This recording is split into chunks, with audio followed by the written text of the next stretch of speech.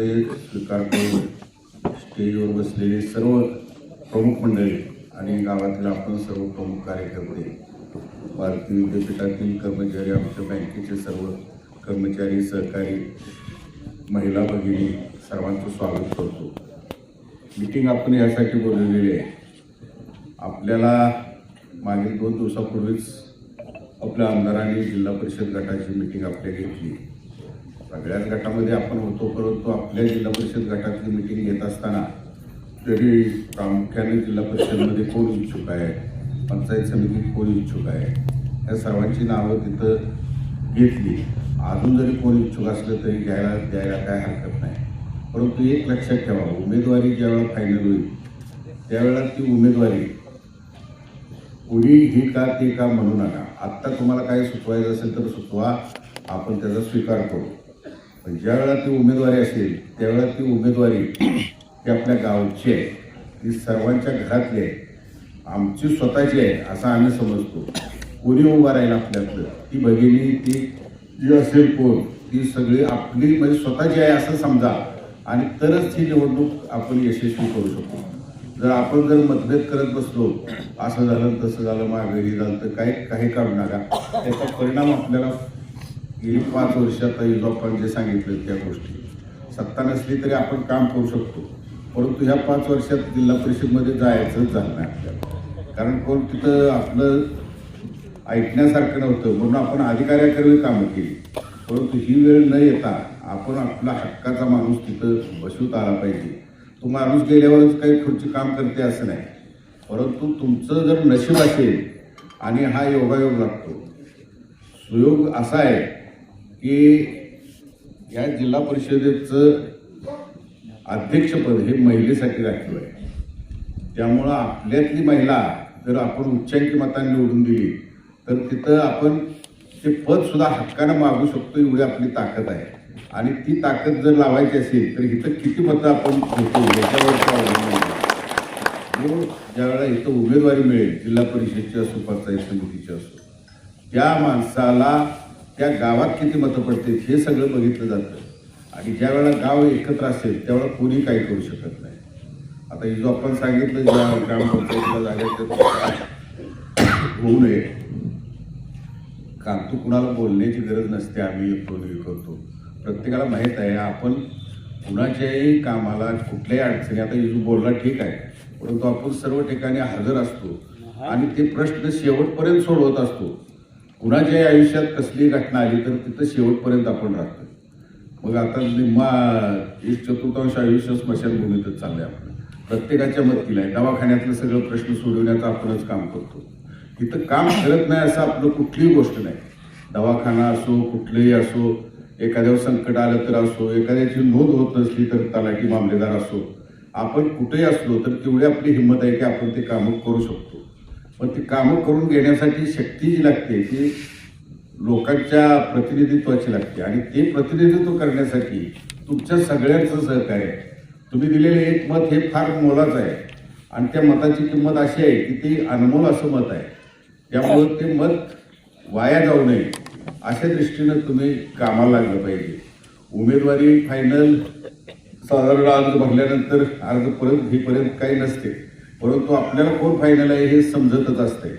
त्यामुळं उमेदवारीबद्दल निश्चित राहून आपण ह्या गोष्टीचा आपल्यासमोर आराखडा ठेवायचा. आपल्या गावातनं आपण आपली मतं किती जादा देऊ शकतो. आपण आपलं कुटुंब, आपल्या शेजारची माणसं जरी समजा व्यवस्थित ठेवली तरीसुद्धा तिथं मताला काही कमतरता पडत नाही. घरोघरी फिरण्याची आपली मानसिकता आहे, आपण फिरू. पण आता एक ग्रामपंचायतीसारखं वार्ड नाही किंवा गाव नाही, तर इथं 7-8 गावं आहेत. ह्या 7-8 गावामध्ये आपण जर प्रचार करायचा म्हणलं तर 1-2 वेळेसुद्धा तो सगळीकडे होईल का नाही शंका आहे. महिला भगिनी वेगळ्या फिरतील, आपण वेगळं फिरू. प्रत्येकानं ते दौरा करू आपण. आपल्या 8-9 गावाचा येतो तो दौऱ्याचंही आयोजन चांगल्या प्रकारे करू आपण. सकाळी लवकर गेलं तर सकाळच्या सत्रात 1-2 गावं करायची, त्या गावात पूर्ण फिरायचं. हळदी कुंकू असो किंवा आपली मुलं असतील तिने पॉम्पलेट वाटायचं, ह्या सगळ्या गोष्टी नंतरच्या होतील. आता इथून पुढची मीटिंग ही वैयक्तिक दुतोंडीसाठी कधीच राहणार नाही. म्हणजे आपण सगळा गट बोलू आणि त्या गटातली माणसं ज्या वेळेला येतील त्यावेळेला आपल्या लोकांना संधी मिळणार नाही. म्हणून आपण आपल्या लोकांचं मनोगत ऐकण्यासाठी ही मीटिंग बोलवली होती. किंवा तुम्हाला काही सूचना करायची असेल तर ती तुम्ही करू शकता. आज या ठिकाणी जिल्हा परिषद असो, पंचायत समिती असो, जिल्हा परिषदचं आरक्षण महिलेला अध्यक्षपदाचं आहे आणि तसंच सभापती पदाचं जे आरक्षण आहे ह्या आपल्या गणामध्ये दुदोंडी, तर ते ओबीसी पुरुष आहे, परंतु ते सभापतीच तो माणूस होणार आहे. म्हणजे तालुका त्याच्या ताब्यात जाणार आहे. तालुका आणि जिल्हा ताब्यात येणारी ही दोन्ही पदं ह्या मतदारसंघात आहे. याचं भान ठेवून आपण काम करूया. काय व्हायचं हे आपल्या नशिबात असेल ते होत असते. भविष्यात आपलं जर नाव तेवढं लागायचं असेल तर आपण ते करू शकतो. परंतु तुमच्या सगळ्यांची एक वज्रमुठ ही जर ताकद आपण एकत्र केली तर ती ताकद कधी कुणाला कमी लेखू शकत नाही. इथं काय बऱ्याच गोष्टी झाल्या. ज्यावेळेला पतंगराव कदमांना इथं माणूस नव्हता त्यावेळेला आशा राणी आणि बागता ते दोनच माणसं होती. त्यावेळेला कदाचित आमचाही ग्रुप तिथं नव्हता. परंतु 85 सालापासून ज्यावेळेपासून पतंगराव कदम इथं उभा राहिले त्यावेळेपासून पक्ष काँग्रेस असो कुठलाही असो, पण आम्ही ते पतंगराव कदमाशी लॉयल राहिले. त्यांच्यावर कुठलाही प्रसंग आला तर त्या प्रसंगाला आपण अत्यंत सडेतोड उत्तर दिले. त्यामुळे पतंगराव कदमाला सांगली जिल्ह्यात स्टेजवर सुद्धा बोलायला माणसं देत होते. अगोदर साहेबाला कोणी काही बोलत होते, परंतु एका दुसऱ्या कृतीनं ते शाबित झालं की बाबा यांच्या मागे आता माणसं वेगळी आणि म्हणून त्यांना कुणी बोलत नव्हतं. त्याचप्रमाणे आपला आजही जिल्ह्यामध्ये सर्वत्र दरार आहे आणि तो दरार टिकवण्याचं काम आपणच करायचं आहे. तर गावातच काय कुठं बाहेर जरी काय आलं, संकट आलं, तर त्या संकटाला तोंड देण्याचं सामर्थ्य तुमच्या सर्वांच्यामुळं आमच्यात आहे. जे के जाधव ही व्यक्ती नसून ती एक शक्ती आहे आणि ती तुमच्यामुळे आहे. तुम्ही जर एकत्र नसला, काय ती ह्या गटातच 4-5 गट आहेत, असं कोण बाहेर बोलत नाही. आपण जे एकत्र आहे ती एकत्रितपणा जर चिरकाल टिकवायचा असेल तर चांगल्या प्रकारे काम करूया. मतदानाची वेळ येईल त्यावेळेला सांगू. निवडणूक फक्त 10 दिवसच आहे, त्यामुळं फार वेळ तुमचा जाणार नाही. जे काय असेल ते काम जरा उठून घ्या. 2-3 दिवसात अर्ज भरायचं चालू होईल.